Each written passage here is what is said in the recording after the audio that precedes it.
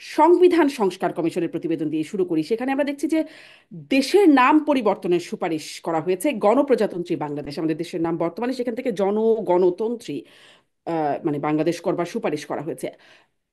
এই প্রশ্নটাই শুরুতে করি যে দেশের নামে আসলে কি সমস্যা, ব্যারিস্টার ফুয়াদ, আপনার কাছ থেকে যদি শুরু করি। ধন্যবাদ। দেশের নাম আসলে পরিবর্তন করবার জন্য প্রস্তাব করা হয়নি, সংশোধন করবার জন্য প্রস্তাব করা হয়েছে। কারণ অফিসিয়াল নামটা যেহেতু পিপলস রিপাবলিক অফ বাংলাদেশ, এই রিপাবলিক শব্দের ভিতরেই আসলে এটার যে বাংলাটা করা হচ্ছে, এই বাংলাটা আসলে একটা মুক্তির লড়াইয়ের মধ্য দিয়ে যে রাষ্ট্র আমরা তৈরি করেছি তাকে রিপ্রেজেন্ট করে না। যেটা এখন বলা হচ্ছে যে প্রজাতন্ত্র বলা হচ্ছে, তো আসলে তো এটা প্রজাদের রাষ্ট্র না, এটা প্রজাতন্ত্রের সেই জায়গাতে আমরা নাই। এটা একটা মুক্তির লড়াইয়ের মধ্য দিয়ে আসছে, এই জন্য তারা বলছেন যে জনতন্ত্রী হতে পারে কিনা অথবা নাগরিকতন্ত্রী রাষ্ট্র, এটা ওনারা প্রস্তাব করেছেন। আমার মনে হয় যে এই বিষয়ে আমরাও কথা বলেছি। আর হচ্ছে যে এই রিপাবলিকের ভিতরে অলরেডি পিপল অলরেডি আছে। সো এটাও দুইবার আসছে কিনা সেটা একটা ট্রান্সলেশনের ব্যাপার আছে। তা আমার মনে হয় যে এটা মোটা দাগে নাম পরিবর্তন না, সংশোধন, বরং আমাদের যে মানে জনগণের রাষ্ট্র হবার যে আকাঙ্ক্ষাটা সেটা যেন নামের মধ্য দিয়ে পরিষ্কার হয়। আচ্ছা, মানে সংশোধনও তো একটা পরিবর্তনের মধ্যেই একটা অংশ নাকি? মাসুদ কামাল, আপনার কি মন্তব্য? আপনার কি মনে হয় দেশের নাম সংশোধন করবারই বা প্রয়োজন মানে কতটা বা কেন দেখা দিচ্ছে? গণপ্রজাতন্ত্রীতে সমস্যাটা কোথায় এটা আমি বুঝি না। আমি আমার ভাষা জ্ঞান খুব বেশি ভালো এটা আমার হয়তো আমি দাবি করবো না, কিন্তু যতটুকু আমি বুঝি গণপ্রজাতন্ত্রী ঠিকই তো আছে, এদের সমস্যাটা কোথায়?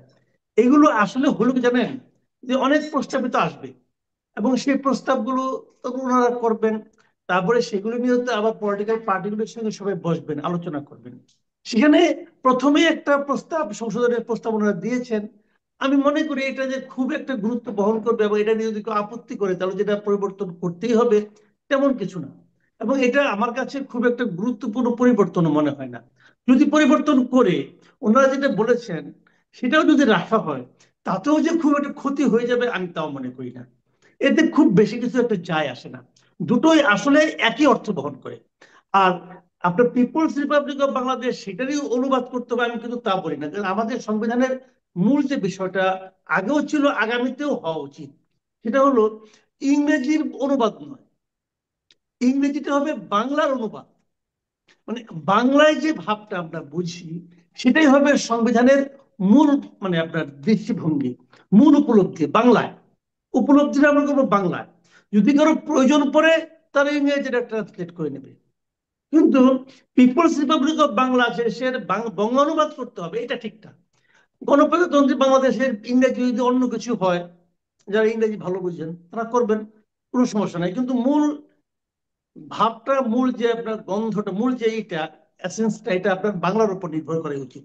সেক্ষেত্রে আমি খুব একটা মানে আপনার পার্থক্য বুঝি না, বা এটা আমি খুব একটা গুরুত্ব দিতে চাই না। বদলালেও আমার কোনো আপত্তি নাই, না বদলালেও আমার কোনো আপত্তি নেই, এতে খুব একটা মহাভারত অশুদ্ধ হবে না এই দুটোতে, কারণ দুটা আচ্ছা, প্রায় মানে খুব একটা সমার্থক একই রকম।